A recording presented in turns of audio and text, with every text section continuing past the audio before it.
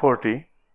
From the awareness of shaucha or purity rises a sense of disgust leading to detachment towards one's physical body, implying physical consciousness that separates us from our true soul identity, as well as toward any physical interaction with others, implying relations based on physical consciousness. You will find out by being pure in your actions, in your mind, in your body, you shall find out the true nature of this physical body, of this physical world. Somebody asked me a question and just now I was just replying. If I am meditative and I have reached certain state of meditation, can I still have relation with somebody? You can. We have replied to that question actually in one of our YouTube clips. You can. It does not mean that if you have reached certain state you cannot have relation, but you will know, you will understand that none of these relations are permanent. So you will not be hunting for relation. You will not be going out of your way, oh, I must have some kind of relation. No. You know that no matter how close you are to somebody, to anyone, even your own siblings, your own father, your own mother, parents, relations are based on your physical consciousness or mental consciousness, intellectual consciousness. All these are changing. Nothing is permanent. So such a purity of thought also leads you to that kind of understanding. I am enjoying my relationship with people, yes, but I also know that nothing is permanent. 41. From Sattva Shuddhi, true or rightful purity, arises Somanasya, mindfulness or a right mental attitude that expresses itself as Eka Agreya, focus, one-pointedness or singular intention, and Indriya Jaya, victory or restraint over senses. Thus one becomes worthy of Atma Darshan or self-realization. Here, this is what I have been saying. Mindfulness is not meditation.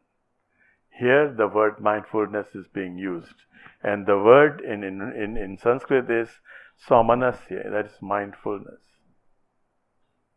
Now mindfulness is just a benefit that you get from Sattva Shuddhi, from the purity of, the true purity of heart, true purity of mind, true purity of body. You get mindfulness. So mindfulness is not meditation. Patanjali is not talking about meditation at all. There are 4 or 5 limbs more to go before he gets into meditation. Mindfulness is just one of the points in the second point, second limb. Second limb is niyama, and this is just one of the points. So you become mindful in your actions, you become, and the result of such mindfulness is ekagrata, is one-pointedness. One-pointedness, you can become focused on the purpose of your life, not focused on someone, not focused on something, but focused on the purpose of your life, why you are here. That kind of one-pointedness is the result of right mindfulness, and then you have full control over your senses. You will not be led by your senses. You will be using your senses. When I'm hungry, I'm eating, and I'm eating right kind of food. I'm not just going to eat anything. When I need something, I need to sleep, I will sleep, but I will not oversleep, and I will also not keep awake when I must be sleeping.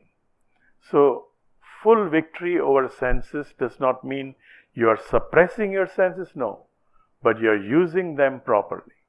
And that comes from mindfulness, that comes from the purity of body, mind. And then Atma-darshan. You have self-realization, you know who I am. 42. From santosha or contentment, highest happiness is obtained. You cannot obtain happiness, according to Patanjali, if you are not content. And this is one of the happiness factor, according to the modern science. If you see the happiness factors, there are three important things which can make you happy. Number one is health.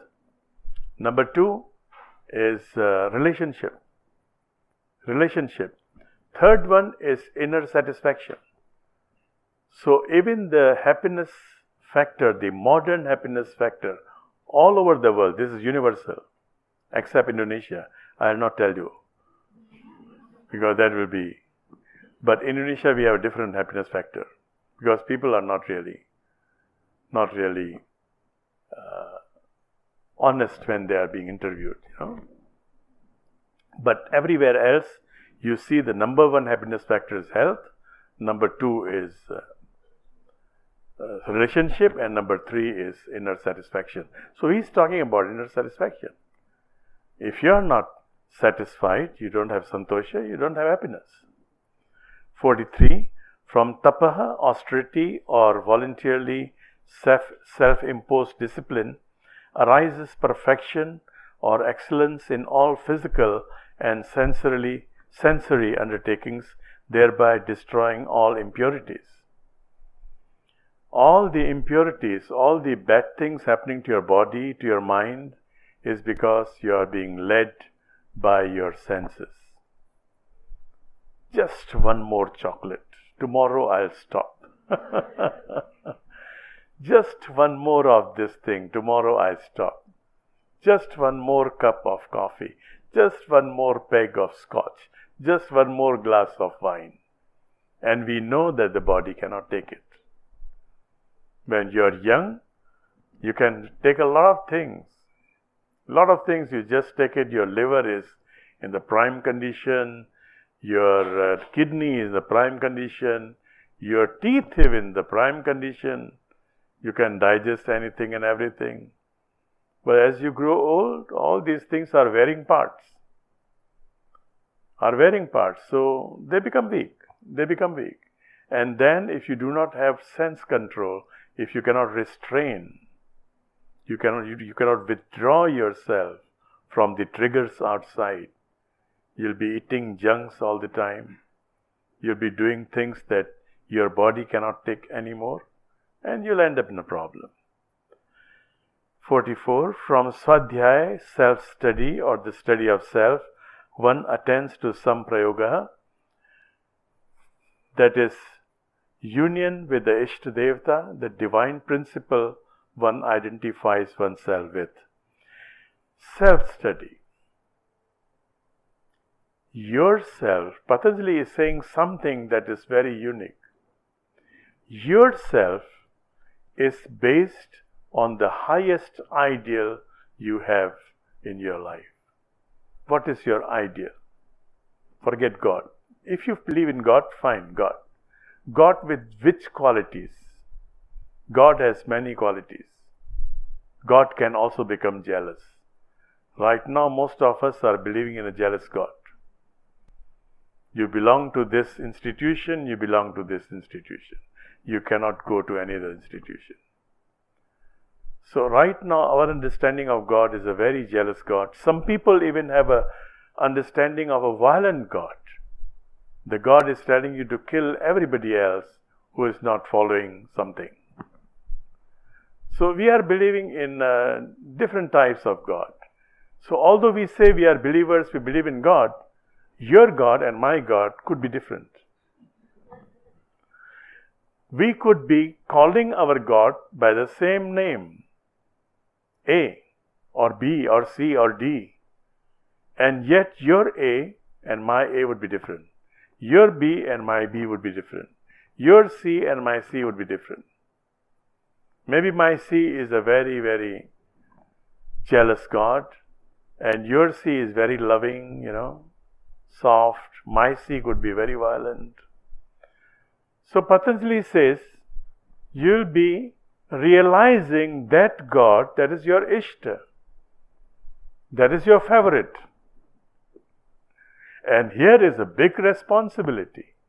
Everybody is telling you that you'll reach God, that is one. Patanjali says you'll reach God according to your definition of God. If your God is the God of hell and heaven, then you will reach hell and heaven. If your God is a God of moksha, then you reach moksha. Your God is a God of nirvana, you'll reach nirvana. So you choose your own God. Ishta Devata. This concept is very unique in the yogic tradition. You can choose your own form of God, and therefore there are so many different forms of God in the yogic tradition. You have Ganesha, whose head is like elephant. You have Hanuman, whose head is like monkey. Trees are gods. Mountains are gods. Rivers are gods. Look at the river. Somebody has a problem in life. Somebody wants to have a glass of water. You tell him to repeat God, God, God, God, God. He will still remain thirsty. He becomes more thirsty. And give him a glass of water. His thirst is gone. We try to tell him, no, you don't need a glass of water. What is glass of water? Material thing. Why do you want to go after material things? Just repeat the name of God. The thirst is not gone. So which God is higher? That glass of water or the name of God that you are repeating? Patanjali can make you very confused because he is very practical. The trees are your gods, he says, because the trees are giving you food. God is not sending food from heaven. He is not giving you a loaf of bread from heaven. Every day 3 loaves of bread per family. You have to grow your vegetable. You have to work in the field, on the field. That is your God. The field is your God. The food that you grow is your God. Anam Brahma, the first God is the food. The first God is the food. So you choose which one you want. Which one you want, and you reach that. You realize that. How good will it be if you realize God as the food and you start distributing food to all the needies? Most efficient God. We don't need gods in huge buildings. Vivekananda, Swami Vivekananda, the great reformer, he said, don't bring your scripture in one hand, another hand you bring a loaf of bread. If you want to give bread to the needy, just give the bread. Don't preach your religion and then hoping for people to get converted and then you offer a loaf of bread. So, make life simple. Anam Brahma, if God is in the form of food, then well and good, everybody needs food. Atheists need food. The people, believers, non-believers, everybody needs food. Where were we? 45, right? Siddhi, excellence or perfection in samadhi or enlightenment, is obtained from Ishwar Pranidhan or submission to the Lord, the one indweller within all beings. Siddhi. Excellence or perfection in samadhi or enlightenment. It is not just enlightenment, but perfection enlightenment is, you can receive it, you can get it, you can attend to it. If you start seeing that same energy that you may call God, you may call Supreme One, you may call Supreme Energy, if you see that in one and all, equally, not only in just fellow human beings, but in fellow living beings, in everything, in the trees, in the streams, in the mountains. If you see that everywhere and you start serving them, you start serving them. When you slaughter an animal, you cannot give birth to an animal. You slaughter a pig, baby pig. Never had a chance to eat, but they say it's very delicious. I don't know. And then you want to delete your karma. Okay, I had 3 baby pigs. I want to give birth to another tree of apples. You can reverse your karma. Whatever you take in the form of vegetable, you can grow them. You're not killing them. You're not killing them. So the ancient dictum is, do not eat anything that has a face and has a mother. Anything that has a face and has a mother. And as I was telling you some few weeks ago, our connection with the vegetables, the vegetable kingdom, with the vegetation, with trees and plants, is very cordial. We need oxygen. They are giving us oxygen. They need carbon dioxide. We are giving them carbon dioxide. But animals, we need oxygen. They need oxygen also. The relationship is not cordial. It's not harmonious. We are competing. We are competing. Climate change, global warming, the major contribution is by the poultry farm. So we are not complementing, we are competing. Whereas with the vegetation, we are complementing each other. So Ishwar Pranidhan is to realize this. To realize this, when you take some vegetables, you are eating vegetables, grow something also. Not just eat. Even if you don't grow, somebody is growing. Somebody is growing. But animals, you cannot give birth to the same animals. You cannot make up for your karmas. So Ishwar Pranidhan is living very responsibly, with a lot of responsibility, that I am seeing the same energy, same supreme intelligence everywhere.